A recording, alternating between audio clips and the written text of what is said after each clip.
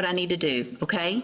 I'm telling you, I'm not guilty. That's what I'm telling you. I did not have a choice. I have doctor. I have went to the hospital and everything. I'm handing you a written admonishment. Woo, guys, I got a high-intensity one for you today. This courtroom spirals fast as the defendant completely loses control and the judge has to shut it down immediately.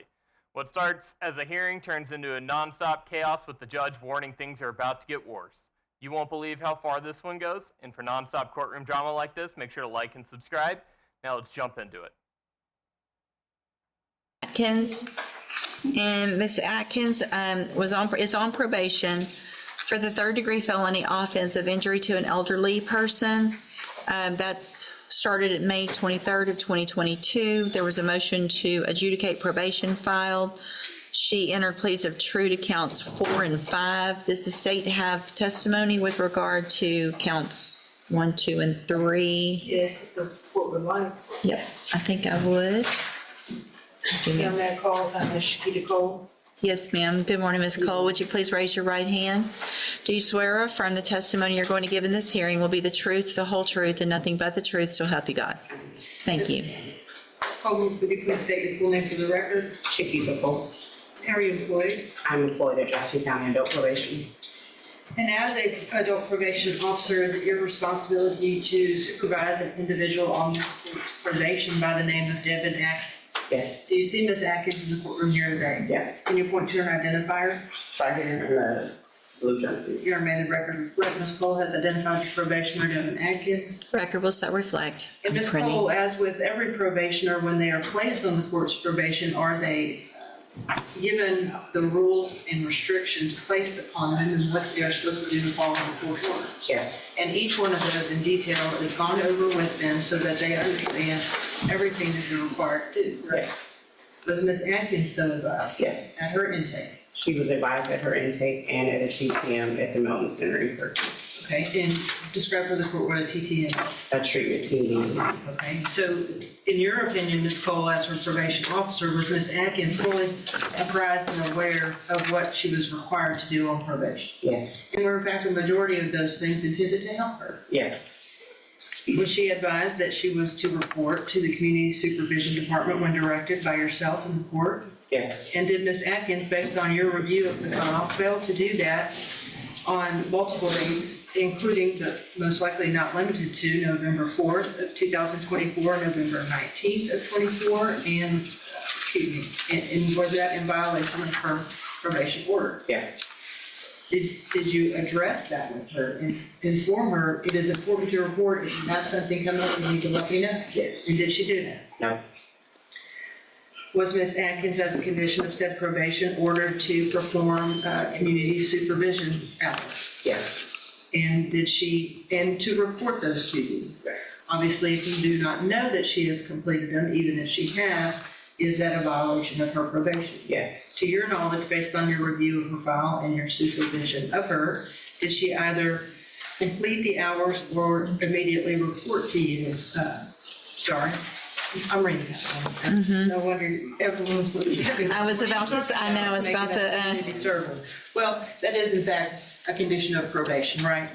Is it also a condition of probation that she is to report to you as to her address and so that you know where she is at all times? Yes. And if she does not do that, is it impossible for you to locate her? That is correct. Did she in fact immediately report to you her current address? No, she did not. Anything else?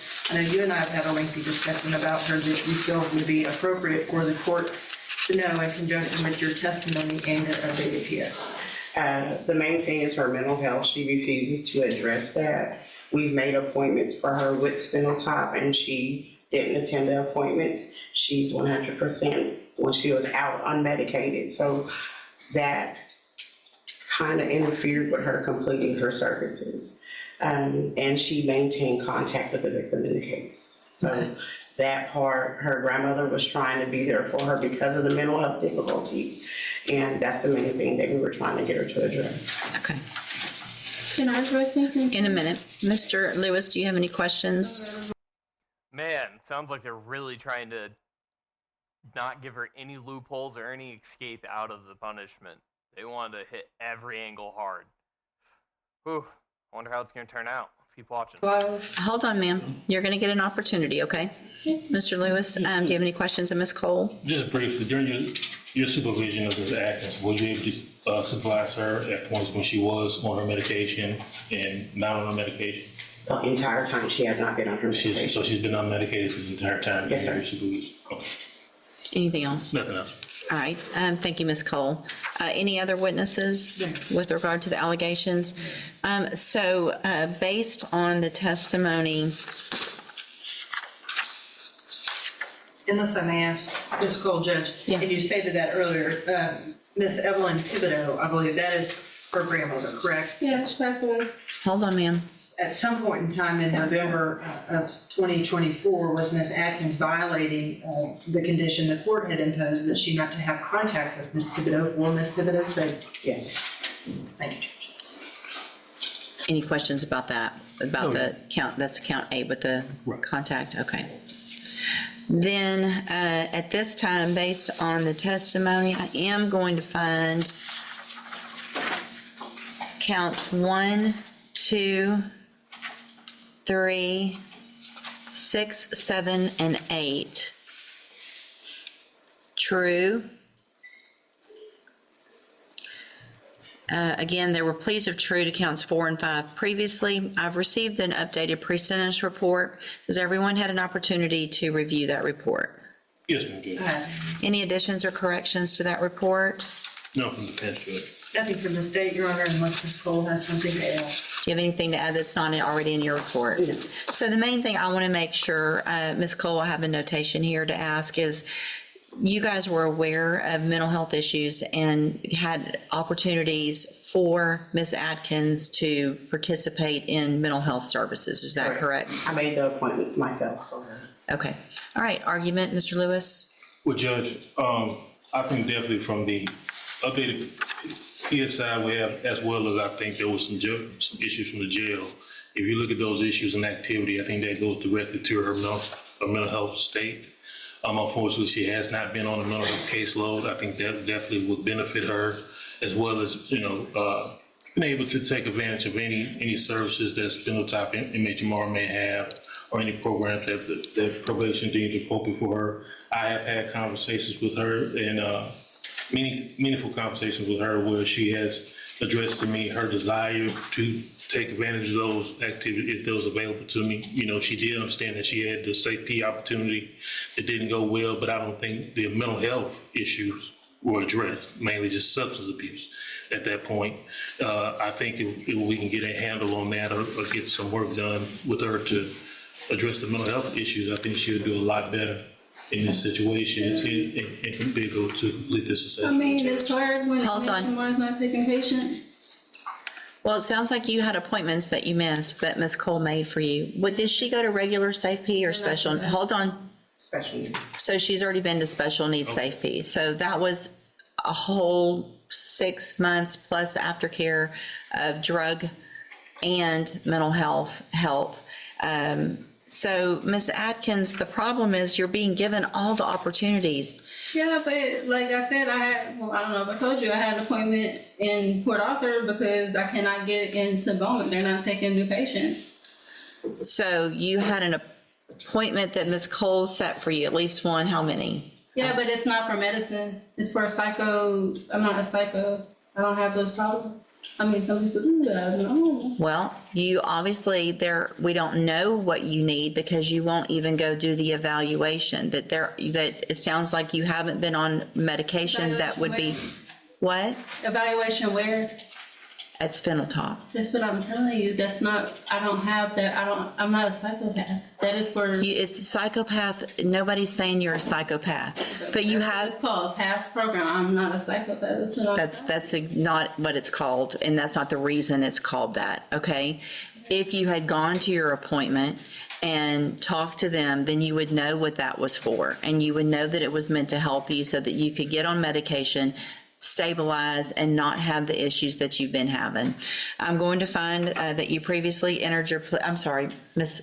Malfino, did you have anything to add? Real quick, I gotta jump back in here, guys. Excuse me. She most definitely keeps going between two major facial expressions. One of like, oh, I'm happy and giddy, and one of like, I can't tell if it's anger or hatred. But I have a feeling she's bipolar, and that's my opinion. And yeah, she definitely needs that mental health exam. No, Judge, I think that from my conversation with Ms. Cole, she's been gracious enough to offer to continue to work with her because I think she clearly sees the mental health issues. But as you can see, what Ms. Cole has been having to deal with is how the court has had to deal with Ms. Atkins today, and it's been kind of just this runaround circle. Well, and in addition, I am going to find judicial notice of the court's file. Ms. Atkins was evaluated for competency to stand trial not that long ago. I think it was in January of this year. And I have that report. And the finding is that Ms. Atkins is competent, understands the nature of the proceedings, and is then just really making a choice not to follow through with what programs have been given to you, Ms. Atkins, to try to help you. So at this time, any recommendation as far as, I have one more thing to say. okay? She is not giving me the information needed to follow up with those type of things. Okay, well, I don't She doesn't believe have you. them. I don't believe you. You know, Ms. Cole would never say, go do something and not tell you where to go or help you get there. no, she says she does not have a list of the community service. I'm not worried about your community service. I'm worried about your mental health and the fact that you're not doing what you need to, and you're still contacting the victim, and it's a serious case. And so I got to protect society, unfortunately, because you're not choosing to do the things I was that, gonna die, so I really didn't have much of a choice. Okay. It's my life in jeopardy. I'm going to find that you entered your pleas of true to counts 4 and 5 freely and voluntarily. Again, I'm finding counts 1, 2, 3, 6, 7, and 8 true. Find sufficient evidence to find you guilty, and at this time, find you guilty. Drug test. Don't talk I would over. like to look up- I'm about to sentence you to prison, and how you keep talking over me is about to start adding years onto that. Stop talking. It's just going to get worse. Do you understand? Okay. I'm going to find sufficient evidence to find you guilty, and at this time, I'm finding you guilty of injury to an elderly individual. Sentence you to a term of 5 years in the institutional division of the Texas Department of Corrections. You will receive credit. You will receive credit on that sentence for any time that you've been in custody that the law gives you the right to receive. No, I'm telling, like, she thought, like, I could not get up there. I'm going to hand you the trial court certification that shows this I would was, like to speak to a detective. this was not an agreement, and so you waived your right to appeal. I need you to sign that with I gave you her. hospital papers. I gave her everything. I'm also I had handed a you, doctor's appointment and everything. That's what I'm I've got telling you. 5 more years that I could add on to that. Oh, man. I can give you up to 10. Have 'em. You need to stop talking so I can finish what I need to do, okay? I'm telling you, I'm not guilty. That's what I'm telling you. I did not have a choice. I went to the hospital and everything. I'm handing you a 3 written times. admonishment regarding your ineligibility to possess a firearm or ammunition. Because of the judgment entered I against, don't have a gun. I'm not, just listen to what I'm saying. If you'll listen for a minute, you'll understand. Because of the judgment entered against you, you're ineligible under Texas law to possess a firearm or ammunition. I don't have a gun, man. Good, then you I'm talking don't. to the wrong person. I'm Devin Atkins. I don't have a gun. I'm required No, to I'm read that telling to you, I everyone. don't know what you're talking about. I don't have a gun. Good, then you don't have to worry about that. Go back with the bailiff. Thank you.